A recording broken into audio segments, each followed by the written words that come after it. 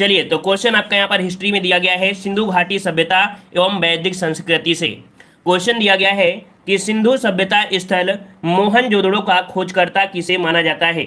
ऐसे ही क्वेश्चन आपके आएंगे, बहुत कठिन नहीं होंगे, ठीक है। तो चलिए जवाब दीजिएगा कि सिंधु घाटी सभ्यता स्थल मोहनजोदड़ो का खोजकर्ता किसे माना जाता है। रखालदास बनर्जी, दयाराम साहनी, जॉन मार्शल या चार्ल्स मैसन। ऑप्शन आ रहा है यहाँ पर आपका ए नंबर। तो आपका जवाब बिल्कुल सही है, आपने ए नंबर चुना है, इसका जवाब बिल्कुल सही है। रखालदास बनर्जी ने किया था। कब किया था, तो ये भी डेट आपको याद रखना है क्योंकि एग्जाम में कुछ भी पूछ सकता है। 1922 में। कब किया था, 1922 में किया था। वहीं पर अगर ये पूछता कि हड़प्पा सभ्यता की खोज, तो हड़प्पा की खोज किया था दयाराम साहनी ने, ठीक है। हड़प्पा की खोज दयाराम साहनी ने कब किया था, तो 1921 में। तो दो क्वेश्चन आपसे यहाँ पर पूछे जा सकते हैं। आते अगले क्वेश्चन को। क्वेश्चन आपसे अगला पूछा गया है, कह रहा आपसे यहाँ पर सिंधु घाटी के लोगों की एक महत्वपूर्ण रचना निम्नलिखित में से किसकी मूर्ति थी। चलिए बताइएगा, यहाँ पर एक मूर्ति आपकी है कि सिंधु घाटी के लोगों की एक महत्वपूर्ण रचना निम्नलिखित में से किसकी मूर्ति थी। नटराज की मूर्ति, नृत्य करती हुई बालिका, बुद्ध या नरसिम्हा। जवाब क्या हो जाएगा, जवाब आ रहा है यहाँ पर आपका बी नंबर। तो बिल्कुल जवाब सही है, आपका बी नंबर आपका राइट हो जाएगा, जो कि सिंधु घाटी के लोगों की एक महत्वपूर्ण रचना आपकी मानी जाती है। नृत्य करती हुई बालिका की मूर्ति है, जो कि किससे निर्मित थी, तो ये निर्मित थी आपकी कांसे से। किससे निर्मित थी, तो आपकी कांसे से निर्मित आपकी थी, और यह मूर्ति मोहनजोदड़ो से प्राप्त हुई थी। कभी कभी क्वेश्चन ये भी पूछ लेगा कि सिंधु घाटी के कौन से स्थल से प्राप्त हुई थी, तो आपके मोहनजोदड़ो से प्राप्त हुई थी, याद रहेगा ना। तो ऑप्शन यहाँ पर आपका बी राइट हो जाएगा। चलिए आगे बढ़ते हैं। अगला क्वेश्चन आपका दिया गया है, जो कि काफी बार एग्जामों में पूछा जा चुका है। कह रहा आपसे कि सोरतुंगुई, जो कि सिंधु घाटी सभ्यता का एक स्थल है, एक किस देश में स्थित है। चलिए बताइएगा, कह रहा आपसे सोरतुंगुई, ठीक है ना, ये सिंधु घाटी सभ्यता का एक स्थल है जो कि किस देश में स्थित है, ये पूछा गया है। यहाँ पर ऑप्शन आ रहा है सी नंबर, कुछ लोगों का जवाब बी आ रहा है। तो याद रखिए, इसका राइट आंसर आपका बनेगा यहाँ पर आपका सी नंबर। ये आपके अफगानिस्तान में स्थित है, ठीक है। वर्तमान में कहाँ पर है, आपके अफगानिस्तान में स्थित है। और वर्तमान में देखा जाए तो 3 देशों में हड़प्पा सभ्यता का विस्तार है ना। हड़प्पा सभ्यता का जो विस्तार है वो 3 देशों में है। कहाँ कहाँ पर, तो आपके भारत में, पाकिस्तान और अफगानिस्तान, इन 3 देशों में हड़प्पा सभ्यता का क्या है, विस्तार है, याद रखिएगा, ठीक है। अगला क्वेश्चन आपसे यहाँ पर पूछा गया है, कह रहा आपसे यहाँ पर कि सिंधु घाटी सभ्यता अनार्य सभ्यता थी क्योंकि। चलिए बताइएगा, कह रहा आपसे यहाँ पर सिंधु घाटी सभ्यता अनार्य सभ्यता थी क्यों, ऐसा बताइए क्यों ऐसी थी। यहाँ पर जवाब दीजिएगा, सही क्या हो जाएगा ऑप्शन। चलिए, यह एक शहरी सभ्यता थी, इसकी लिपि चित्रात्मक थी, इसकी अर्थव्यवस्था का आधार कृषि था, इसका विस्तार नर्मदा नदी तक था। इसमें से राइट आंसर कौन सा बन जाएगा।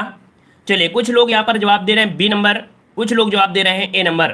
तो देखो यहाँ पर अनार्य सभ्यता का जो संबंध है वो शहरी सभ्यता से है। इसका राइट आंसर जो बनेगा वो आपका ए बनेगा। अनार्य का संबंध शहरी सभ्यता से रहा है क्योंकि आर्यों का संबंध ग्रामीण सभ्यता से रहा है, ठीक है। मतलब यहाँ पर अनार्य दिया है तो इसका ऑप्शन क्या हो जाएगा, ए नंबर आपका जवाब यहाँ पर राइट हो जाएगा, ठीक है ना। चलिए आते हैं अगले क्वेश्चन को। क्वेश्चन आपसे अगला पूछा गया है, कह रहा है हड़प्पा सभ्यता में गढ़ किसके लिए जाना जाता था। हड़प्पा सभ्यता में गढ़ जो जाना जाता था किसके लिए जाना जाता था। वहाँ उच्चतर वर्ग के लोग बसते थे, वहाँ पूरे शहर के लिए भोजन तैयार किया जाता था। देखो यहाँ पर गढ़ के लिए बोला गया है, और गढ़ का मतलब यहाँ पर होता है वहाँ उच्चतर वर्ग के लोग बसते थे। इसका ऑप्शन पहला ही सही है कि हड़प्पा सभ्यता में गढ़ उस स्थल को कहा जाता था जहाँ उच्चतर वर्ग के लोग निवास करते थे। आपको याद होगा कि हड़प्पा सभ्यता के नगर 2 हिस्सों में आपके थे, एक तो आपका था दुर्ग, है ना, और एक था आपका नगर। जो दुर्ग मतलब जिसे बोलते हैं गढ़, है ना, जो गढ़ है, गढ़ को हम लोग बोलते क्या है, दुर्ग बोलते हैं। तो 2 हिस्सों में एक आपका दुर्ग था और आपका नगर थे, ठीक है। तो इस प्रकार से आपके बसते थे, नगर क्षेत्र में सामान्य जनता निवास करती थी, ठीक है। तो इस प्रकार से ऑप्शन आपका ए राइट हो जाएगा। अगला क्वेश्चन आपसे यहाँ पर पूछा गया है, कह रहा आपसे यहाँ पर, चलिए क्वेश्चन आ गया है कि हड़प्पा सभ्यता के एक हिस्से लोथल की खोज किसने की थी। चलिए बताइएगा कि हड़प्पा सभ्यता के एक हिस्से लोथल की खोज किसने की थी। चलिए, दयाराम साहनी, रखालदास बनर्जी, एस.आर. राव या आर.एस. बिष्ट। जवाब क्या हो जाएगा, धैर्यता से टेस्ट लगाइएगा, सब कुछ आपको यहाँ पर बताया जाएगा, एक भी क्वेश्चन एग्जाम में छोड़कर नहीं आना है आपको। चलिए, तो यहाँ पर आपका जवाब आ रहा है ऑप्शन यहाँ पर आपका सी नंबर।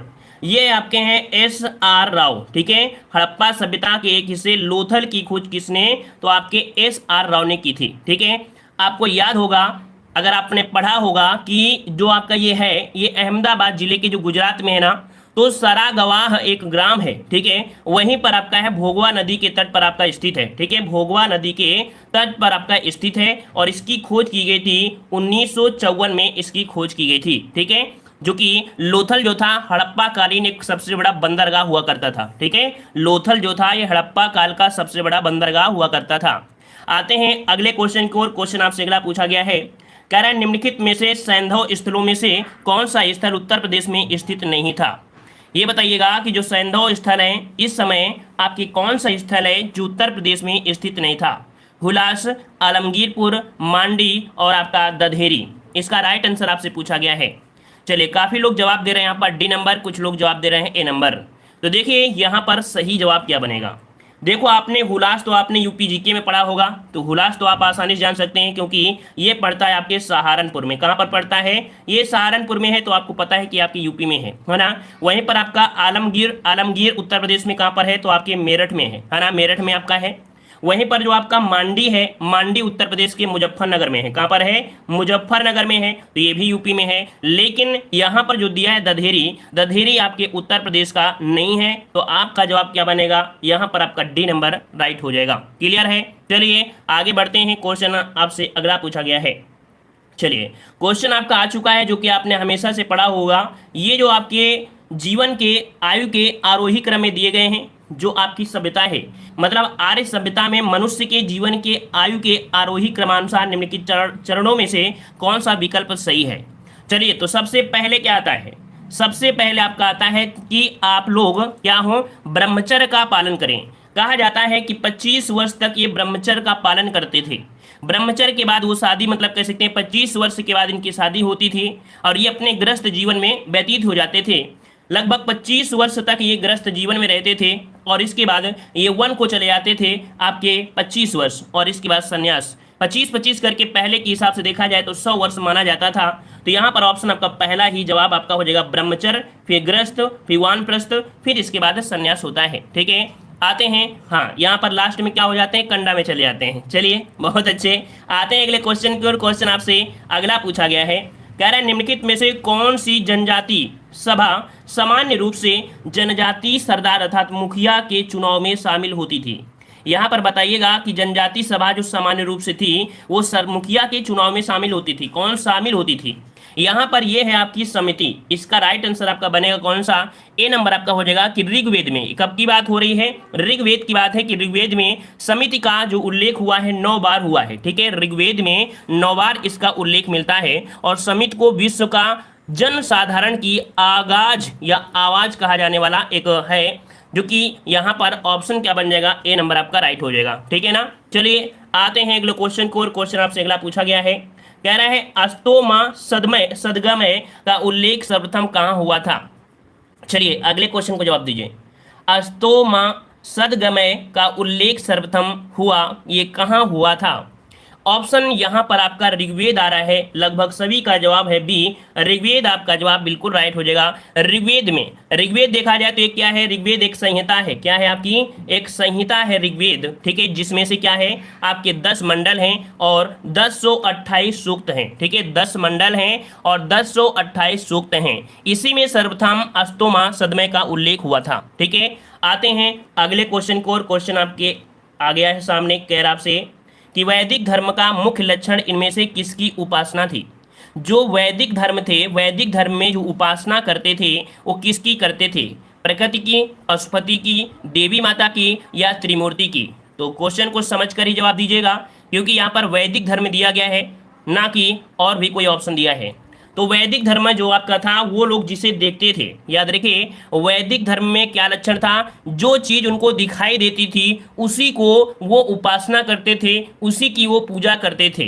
तो यहाँ पर जो आपका दिखाई देगा क्या, तो यहाँ पर प्रकृति दिखाई देती थी। इसका राइट आंसर आपका बनेगा क्या, ए नंबर आपका हो जाएगा। वैदिक धर्म का मुख्य लक्षण क्या था, प्रकृति की उपासना करना, और आर्यों ने प्रकृति की रहस्यमय शक्तियों से प्रभावित होकर उन्हें दिव्य रूप भी प्रदान किया है, ठीक है। आते हैं अगले क्वेश्चन को, और क्वेश्चन आपसे अगला पूछा गया है, बहुत अच्छे क्वेश्चन आपके हैं। अगला क्वेश्चन दिया है, कौन सी सामाजिक प्रथा केवल ऋग्वेद काल की प्रतीक थी? चलिए बताइएगा, कौन सी सामाजिक प्रथा केवल ऋग्वैदिक काल की प्रतीक है? ऋग्वैदिक काल में ऐसी कौन सी प्रथा चल रही थी? बाल विवाह प्रथा, पर्दा प्रथा, सती प्रथा या दहेज प्रथा? चलिए यहाँ पर जवाब दीजिएगा और जवाब आ रहा है ऑप्शन डी। चलिए बहुत अच्छी, यहाँ पर देखो ऑप्शन आपका डी हो जाएगा, दहेज प्रथा। मतलब आपके ऋग्वैदिक काल में जो प्रतीक था, सिंबल था, वो आपका किसका था? दहेज प्रथा। मतलब देखा जाए दहेज प्रथा ऋग्वैदिक काल की प्रतीक सामाजिक प्रथा थी। मतलब देखा जाए कन्या के विदाई के समय दिया गया उपहार है ना, एवं जो द्रव्य है वह वहुत कहा जाता था। इस जब कन्या का क्या बोलते हैं ना, क्या करते हैं, विदाई करते हैं, तो इस समय इनको जो भी दिया जाता था उसे कहा जाता था वह तु। क्या कहते थे?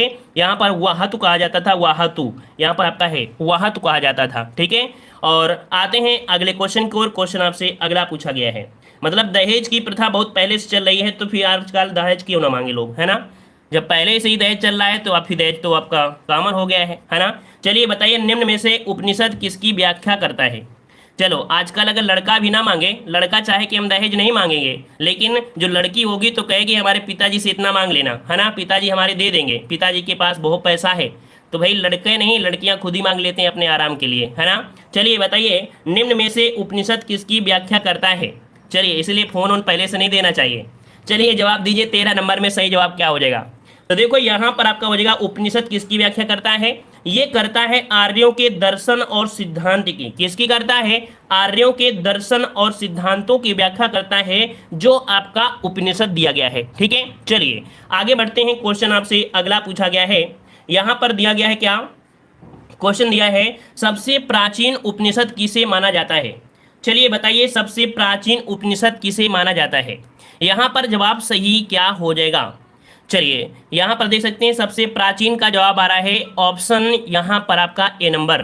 तो जवाब यहाँ पर बिल्कुल सही हो जाएगा, ऑप्शन आपका ये हो जाएगा, छंदोग जो उपनिषद है। कौन सा है? तो छंदोग उपनिषद को सबसे प्राचीन उपनिषद माना जाता है, और इसी उपनिषद में ही कह सकते हैं कि अद्वैतवाद की स्थापना इसी के माध्यम से आपकी हुई थी। ठीक है, आते हैं अगले क्वेश्चन को। क्वेश्चन आपसे अगला पूछा गया है, कह रहा आपसे यहाँ पर कि शतपथ ब्राह्मण और तैत्तिरीय ब्राह्मण के ब्राह्मण मूल पाठ हैं। मतलब यहाँ पर जो दिया गया है, आपका दिया गया है शतपथ ब्राह्मण और आपका तैत्तिरीय ब्राह्मण, ये किसके आपके मूल पाठ हैं? ये किस में आपके आते हैं? तो ये आते हैं यजुर्वेद में आते हैं। किस में आते हैं? ऑप्शन आपका बी हो जाएगा, ये यजुर्वेद के ब्राह्मण मूल पाठ आपके हैं। ठीक है ना? चलिए आते हैं अगले क्वेश्चन को। क्वेश्चन आपसे अगला पूछा गया है, यहाँ पर दिया है बौद्ध धर्म से जुड़े हुए, यहाँ पर आपके पॉइंट आपके आ चुके हैं, गौतम बुद्ध तथा महावीर स्वामी की जीवनी और शिक्षाएं। क्वेश्चन दिया है कि बौद्ध धर्म ने समाज के दो वर्गों को अपने साथ जोड़कर एक महत्वपूर्ण प्रभाव छोड़ा। ये वर्ग आपके कौन थे? मतलब इनके साथ जुड़े हुए दो वर्ग आपके कौन थे? कौन लोग इनके साथ जुड़े थे? ज़्यादा से ज़्यादा कौन सा वर्ग जुड़ा था? तो इनके साथ जुड़े थे स्त्रियां और शूद्र। कौन कौन जुड़े थे? तो इसका राइट आंसर आपका बनेगा डी, स्त्रियां एवं शूद्र इनके साथ आपके जुड़े थे। देख सकते हैं इस क्वेश्चन में काफी लोगों के जवाब गलत आए हैं, तो समझ लीजिएगा कि यहाँ पर जो गलती होने के चांस यही है कि आप लोग रिवीजन कर लेंगे तो बहुत ही आसानी से यहाँ पर आप एग्जाम पास कर लेंगे, क्योंकि बहुत ज़्यादा बड़ा सिलेबस आपका नहीं है ना, छोटा सिलेबस है, और अच्छी तरीके से यहाँ पर रिवीजन करना है, बार बार रिवीजन करना है। इस छोटे से सिलेबस को इतनी बार रिवीजन करना है कि आपको देखते ही क्वेश्चन का जवाब समझ में आ जाए। चलिए क्वेश्चन आपसे पूछा गया है कि बौद्ध धर्म में बुल का संबंध बुद्ध के जीवन की किस घटना के साथ है? चलिए बताइएगा कि बौद्ध धर्म में बुल का संबंध बुद्ध के जीवन की किस घटना से है? जन्म से, महाभिनिष्क्रमण से, प्रबोध से, या महापरिनिर्वाण से? तो देखो यहाँ पर 17 का ऑप्शन आ रहा है, ए नंबर, जन्म से है। बिल्कुल जवाब सही है कि बुल का संबंध है बुद्ध के जीवन की किस घटना से? जन्म से है। यहाँ पर देख सकते हैं दिया गया महाभिनिष्क्रमण, मतलब ये जब घर से निकले थे, बोला जाता है एग्जाम में पूछा जाता है कि भगवान बुद्ध के घर से जब निकले थे, इसकी घटना को क्या कहते हैं? महाभिनिष्क्रमण कहते हैं। और बुद्ध की जब मृत्यु हुई थी, प्राण त्यागने की जो घटना है, उसे महापरिनिर्वाण कहते हैं। ठीक है, चलिए राम राम राम राम। चलिए भाई आते हैं अगले क्वेश्चन की ओर। क्वेश्चन आपसे अगला पूछा गया है, कहा गया है कि बुद्ध शब्द का तात्पर्य होता है, बुद्ध शब्द का तात्पर्य होता है एक विजेता, एक परिमोचन, एक ज्ञान संपन्न व्यक्ति, एक भ्रमणकारी। यहाँ पर सही जवाब क्या हो जाएगा?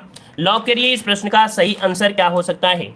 चलिए ऑप्शन आ रहा है यहाँ पर ज्ञान। देखो बुद्ध शब्द का तात्पर्य होता है एक ज्ञान होता है ना, क्या हो जाता है, एक ज्ञान संपन्न व्यक्ति। ठीक है, क्लियर है। चलिए तो चलते हैं अगले क्वेश्चन। अच्छा ये बताइए कि ज्ञान की प्राप्ति कहाँ हुई थी, बुद्ध को ज्ञान की प्राप्ति कहाँ हुई थी, तो बोध गया जो कि आपके बिहार में है ना। अगला क्वेश्चन आपसे दिया गया है, यहाँ पर दिया गया है, क्वेश्चन दिया गया है अगला कि गौतम बुद्ध द्वारा भिक्षुणी संघ की स्थापना कहाँ की गई थी।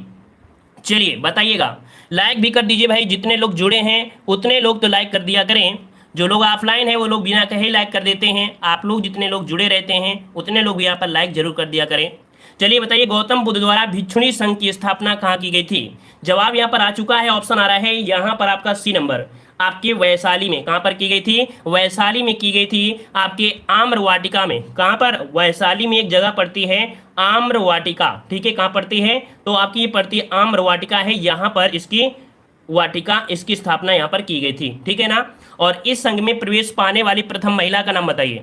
ये बताइए कि इस संघ में जो पहली महिला थी, क्योंकि क्वेश्चन पूछा जाता है कि पहली महिला कौन थी जो इसमें से प्रवेश की थी, तो ये की थी कौन, आपकी प्रजापति गौतमी है ना। मतलब बुद्ध की सौतेली माँ थी, बुद्ध की सौतेली माता थी, प्रजापति गौतमी थी है ना। तो ऑप्शन यहाँ पर आपका सी। इतना क्वेश्चन यहाँ से बनता है गौतमी से। नेक्स्ट क्वेश्चन आपसे अगला पूछा गया है कि निम्नलिखित में से कौन सा बुद्ध द्वारा दिए गए 8 पक्षी पथ में मौजूद नहीं था। कह रहा है बुद्ध द्वारा दिए गए 8 पक्षीय पथ में मौजूद नहीं था। यहाँ पर आपका जवाब क्या बनेगा, थोड़ा सा कठिन क्वेश्चन आपका लग रहा होगा, पहली बार अगर आप पढ़ रहे हैं तो कठिन है, लेकिन याद रखिए हमने आपको बताया था कि अष्टांगिक मार्ग का प्रतिपादन किसने किया। अष्टांगिक मार्ग मतलब यहाँ पर आपके 8 पक्षी पद, या इसे बोलते हैं अष्टांगिक मार्ग, जो कि भगवान बुद्ध ने शिक्षाओं में इन्हें शामिल किया है, जिन्हें दुखों से मुक्ति पाने में एवं ज्ञान प्राप्त करने के रूप में बताया गया है। तो यहाँ पर आपका 20 का ऑप्शन आपका बी हो जाएगा, सम्यक लक्ष्य, ये इन्होंने नहीं बताया है। ठीक है, बताया क्या है, सम्यक दृष्टि, सम्यक संकल्प, सम्यक वाक, सम्यक कर्म, सम्यक आजीवन, सम्यक व्यायाम, सम्यक स्मृति और सम्यक समाधि, ये इन्होंने बताया है। चलिए आते हैं अगले क्वेश्चन की ओर। क्वेश्चन आपसे अगला पूछा गया है, कह रहा है आपसे महावीर स्वामी को कितने वर्ष की अवस्था में ज्ञान की प्राप्ति हुई थी। महावीर स्वामी को कितने वर्ष की अवस्था में ज्ञान की प्राप्ति हुई थी, 42 वर्ष, 29 वर्ष, 45 वर्ष या 36 वर्ष। जवाब अच्छा है, यहाँ पर जवाब दीजिए, सही जवाब इनमें से क्या हो जाएगा। 21 का जवाब यहाँ पर आ रहा है 42 वर्ष, मतलब ऑप्शन यहाँ पर आपका ए राइट हो जाएगा। 42 वर्ष की अवस्था में महावीर स्वामी को ज्ञान की प्राप्ति हुई थी। अच्छा ये बताइएगा कि कौन सी नदी के तट पर हुई थी, है ना। यहाँ पर पूरे क्वेश्चन को समझते चलिए, जितना हम विस्तार बता दें उतना समझते चलिए, क्योंकि हर बार आप पढ़ोगे तो हर बार ये क्वेश्चन आपको समझ में आते रहेंगे। तो देखो इनको एक नदी थी, कौन सी नदी, ऋजुपालिका नदी, है ना। बिल्कुल सही है, बिल्कुल सही है। ऋजुपालिका नदी के तट पर कौन सा वृक्ष था, तो साल वृक्ष था। ठीक है, साल वृक्ष के नीचे ज्ञान की प्राप्ति हुई थी। ठीक है, वहीं पर अगर आपसे ये पूछे, ये तो आपके थे महावीर स्वामी, लेकिन अगर ये पूछे कि भगवान बुद्ध को ज्ञान की प्राप्ति कितने वर्ष की उम्र में थी, मतलब कितने वर्ष, मतलब कितने अवस्था में हुई थी गौतम बुद्ध को, तो गौतम बुद्ध को हुई थी 35 वर्ष की अवस्था में। कौन सी नदी के तट पर, तो बुद्ध को ज्ञान की प्राप्ति हुई थी निरंजना नदी के, ठीक है, निरंजना नदी के तट पर। तो दोनों से क्वेश्चन इतने ही पूछे जाते हैं, जो कि दोनों ही हमने यहाँ पर आपको बता दिया। क्लियर हो गया। चलिए आते हैं अगले क्वेश्चन को, और क्वेश्चन आपसे अगला पूछा गया है, कह रहा है ज्ञान की सापेक्षता का सिद्धांत किससे संबंधित है। ज्ञान की सापेक्षता का सिद्धांत किससे संबंधित है, बौद्ध से, जैन से, वैष्णव धर्म से, या इनमें से कोई नहीं। चलिए तो देखिए इसका राइट आंसर आपका बनेगा ऑप्शन बी, जैन धर्म से संबंधित है। किससे है, ज्ञान की सापेक्षता का सिद्धांत संबंधित है, किससे, आपके जैन धर्म से संबंधित है। ठीक है, और यहाँ पर आते हैं, देखिए यहाँ पर एक क्वेश्चन ये पूछा जाता है कि जो जैन धर्म में हुए हैं, जैन धर्म, इनमें से कुल कितने तीर्थकर हुए थे, तो कितने तीर्थकर हुए थे, आपके 24 तीर्थकर हुए थे आपके जैन में। ठीक है, प्रथम कौन थे, तो इसके जो प्रथम थे वो आपके कौन थे, तो आपके ऋषभ देव थे, है ना। क्या थे, ऋषभ देव थे। और अंतिम कौन थे, तो अंतिम थे महावीर स्वामी थे। ठीक है, महावीर स्वामी थे। हमने क्वेश्चन बहुत कम लिए हैं, लेकिन एक्सप्लेन आपका जो करेंगे वो ज़्यादा से ज़्यादा आपको मिलेगा। अगला क्वेश्चन आपसे मिला है, पूछा गया है कि मनुष्य जीवन का सर्वोत्तम ध्येय है कैवल्य, जिसका अर्थ है, यहाँ पर पूछा है कैवल्य, कैवल होता क्या है, ये बताइए, इनमें ऑप्शन में देखकर बताइए कैवल्य क्या होता है, कैवल्य का मतलब होता क्या है, ये आपसे पूछा गया है ना। चलिए तो यहाँ पर जवाब भी आपका आ चुका है, कैवल्य मतलब होता है इच्छाओं पर विजय प्राप्त करना। अगर आपको इच्छाओं पर विजय प्राप्त हो जाए तो आप हर एक दुनिया का वो काम कर सकते हैं। मतलब ऑप्शन आपका यहाँ पर ये हो जाएगा, इच्छाओं पर विजय प्राप्त करना, यही होता है कैवल। कैवल ये कह सकते हैं ज्ञान प्राप्त करना, ये भी हो सकता है। कैवल मतलब होता है ज्ञान प्राप्त कर सकना। ठीक है, चलिए आते हैं अगले क्वेश्चन को। क्वेश्चन आपसे अगला पूछा गया है, यहाँ पर आ गए हैं हम लोग सम्राट अशोक में। कह रहा है अशोक की सर्वाधिक प्रचलित उपाधि थी। अशोक की सर्वाधिक प्रचलित उपाधि थी, ये प्रचलित उपाधि क्या थी? बुद्ध शाक्य, अशोक वर्धन, प्रियदर्शी, देवनामप्रिय। क्या बनेगा? अगला पूछा गया है, कह रहे निम्नलिखित मगध राजवंशों का कालक्रम आपको निश्चित करना है। कौन सा कालक्रम सबसे पहले आया था? तो देखो, सबसे पहले आपको याद होगा हर्यक वंश आया था। कौन आया था? हर्यक वंश आया। हर्यक वंश के बाद फिर आपके यहाँ पर शिशुनाग आया था। ठीक है, कौन आया था? शिशुनाग आया था। ठीक है, इसके बाद नंद वंश आया था। ठीक है, इसके बाद नंद वंश आया था, है ना, नंद वंश आया। नंद वंश के बाद फिर कौन आपका था? मौर्य वंश आया था। ठीक है, कौन आया था? मौर्य वंश आपका आया था। और इसके बाद इस प्रकार से आपका देखा जाए तो यहाँ पर आपका हर्यक वंश हो गया। इसके बाद यहाँ पर सेकंड, फर्स्ट, मतलब ऑप्शन यहाँ पर आपका सी राइट हो जाएगा। क्लियर हो गया है? चलिए आते हैं अगले क्वेश्चन को। क्वेश्चन आपसे अगला पूछा गया है, यहाँ पर दिया जा रहा है क्वेश्चन कि प्राचीन भारत का वह प्रसिद्ध शासक कौन था जिसने अपने जीवन के अंतिम दिनों में जैन धर्म अपना लिया था? पहले ये बुद्ध से रिलेटेड था, अर्थात बुद्ध से उपासना करता था, लेकिन अंतिम दिनों में जैन धर्म अपना लिया था। ऐसा कौन सा शासक था? इस प्रश्न का जवाब दीजिएगा। और इस प्रश्न का जवाब सही क्या बनेगा, आप सभी को कमेंट बॉक्स में कमेंट करना है। इसमें लाइक शेयर करना ना भूलें। लाइक शेयर जितने लोग जुड़े रहे हैं, लाइक शेयर जरूर करें।